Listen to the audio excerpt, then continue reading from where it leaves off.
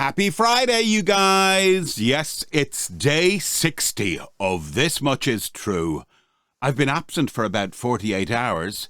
I was back on, Monday or Tuesday, but I had a lot of work on before that.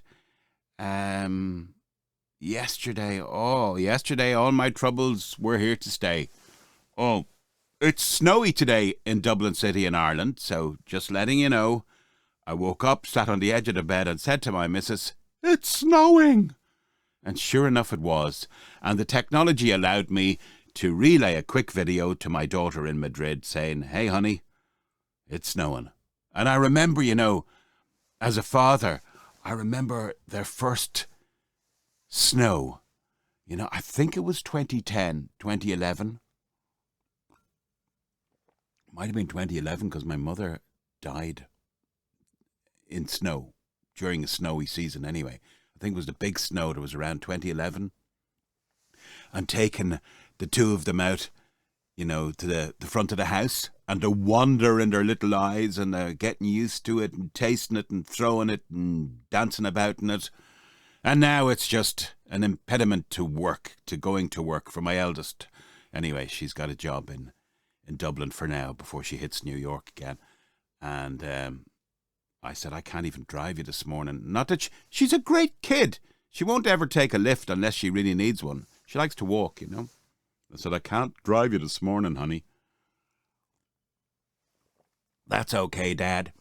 She couldn't even see out her window. She's got like an attic window and a slanted Velux thing. And it was like totally, do you want to know this? Probably not, but it was covered in snow. It just makes you think, doesn't it? And I always think as well around, I think for whatever reason, World War II movies, the Ardennes offensive, late kind of Christmas 1944, that snow, how they must have fought through it, let alone the Russian front. I mean, it beggars belief. I mean, there's a battle itself before you have a battle with the elements. Now I'm beginning to talk rubbish. Anyway, I was off air yesterday. Few reasons.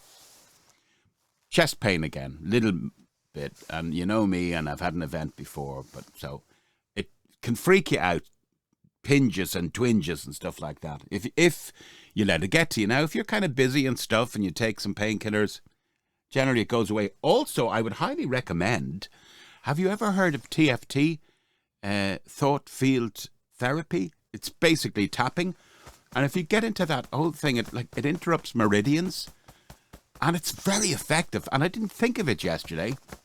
And people think you're nuts when they see you doing this. But it works. So I should have employed that yesterday instead of getting really worried and depressed. And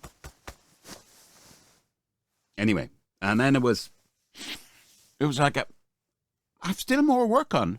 But I had a glut of work before that. And then funny enough, there's a good few £100, a few hundreds of quid anyway have come in the last 48 hours. That'll keep me going for a while. Not bad work when you consider some people kicked their arse off for 13 frickin' euro an hour, whatever it is. So there I was. Then I kind of, by the way, the spawn of Satan is social media. And I've been trying to strategically work around it. I haven't really. My intention is to, but I get caught in. People see, silly videos of me on TikTok when I do stuff like that. I mean, do not get me wrong. There is a 60-year-old man in here who goes, "What the fuck?" But look, between poetry involving sound effects, crazy, stupid, questionable comedy, writing, broadcasting, voiceover, even physical kind of artistic art at times, that is in me. Now, whether it's of merit is subjective. I get that. But for anyone who would dare say to me, "Then that's professional," hey, I have transacted millions of pounds as a salesperson. I am talking millions of pounds in my time. Now, that is highly professional. And it's probably a level of professionalism you, with your little parameters, will never fucking understand. But hey, there's more to life than just your little abacus. And if you have stuff in you, it needs to get out. So I'm kind of, yes, I question myself. Yes, I do. But then I reassure myself by saying, hey, whoa, whoa, whoa. You know, I've shirt and tied it with the best of them, with the best. And even that's a very skewed way of looking at the world anyway. But yeah, if you dare question my professional spurs, you are barking up the wrong tree. Because I will take you on any day in a professional environment, if that's what you want. And I've often found with business anyway, by not taking it too serious, it becomes a serious business. So a little bit less fucking button down and a bit more humanity and a bit less judgment, and I think you'll be good to go. So that's just my little soapbox for today. Do not judge the crazy book by its cover and its postings. You'd be very mistaken if you did. So the snow, anyway, came down to back to the snow. And it reminds me of poetry. See, again, poetry. I used to write the stuff. I still write occasionally. When men were all asleep, the snow came flying in large white flakes falling on the city brown. I love that. That is London Snow by, who is it? Robert, not Robert Graves. Robert, anyway, it'll come to me. Yeah, I just love that. In fact, I remember doing that piece with actual footage of London Snow and voicing it. And again, it was subjective whether you found it moving or not.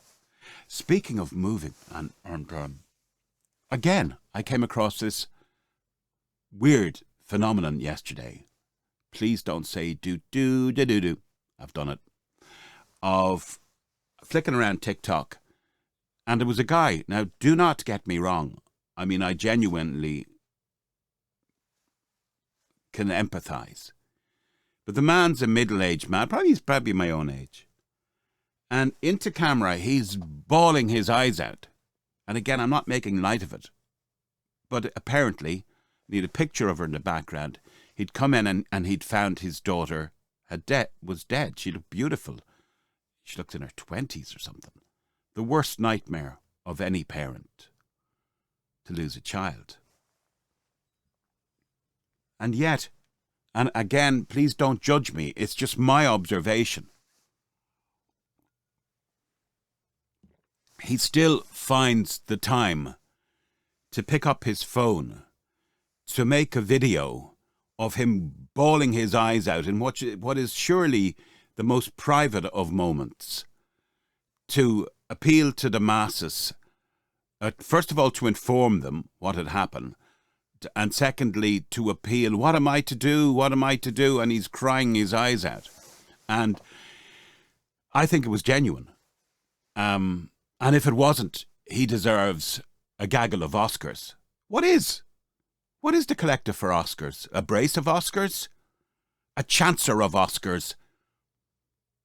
A bullshit of Oscars, because there's a lot of that involved in the business. Anyway, whatever it is, there he is, pouring his heart out. Get a grip. You've lost your daughter. You're entitled to cry your eyes out. But in private, what possesses you to pick up a camera in a total moment of privacy, whatever you want to call it, and start, I mean, A, I don't get it. B, what do you expect? People in their droves are going to empathize and sympathize with you. Totally. Most people are good. Is that what you want? Is it an infusion of validation for your situation and a collective warm hug from what you perceive as being the rest of humanity via your phone.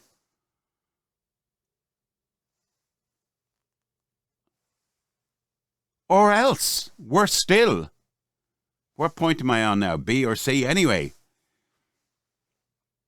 you're going to expose yourself to the worst kind of humanity as well. Those frickin' trolls, whatever, that are just going to insult you and laugh at you and say vile things about your situation. That's me. You might think I'm old-fashioned. I just would like to understand why somebody cannot have a modicum of dignity, modesty, and decorum in such a situation, such a private situation.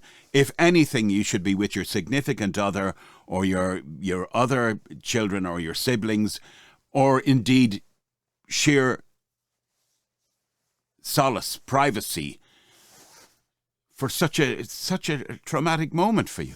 But instead, I just do not get this world sometimes. I think people are... I think that's... Well, never mind what I think. What do you think? Is it me? Is it just me?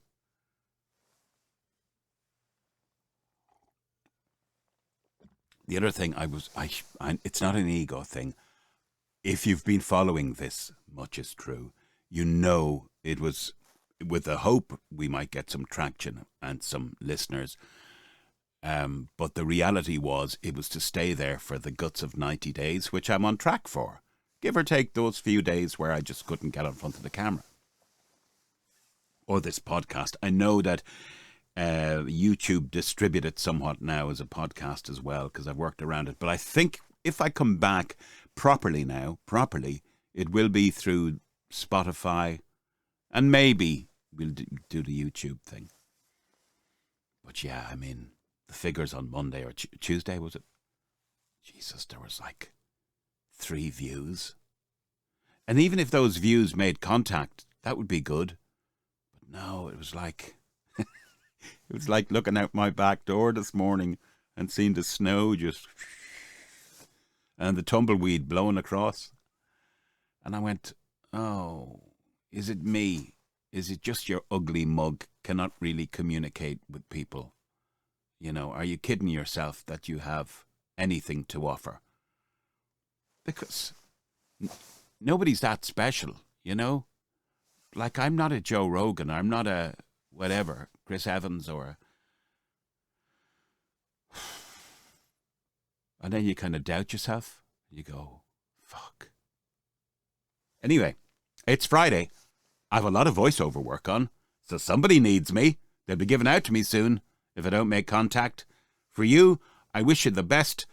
If you're in Ireland, I wish you even more of the best as you trudge through the snow of life this morning. I'm going to have another coffee and get to work. I'm feeling better now anyway, health-wise.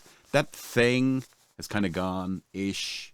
And even if it's there, I think it's more surface than internal. See, that's me now. You could turn it around and said, Mark, you just admonished a guy for sharing his grief a minute ago. Why the hell do you feel the need to share? See, I get it. I get the hypocrisy as well. And that's a good note to end on before I dig a bigger hole than I've already dug for myself.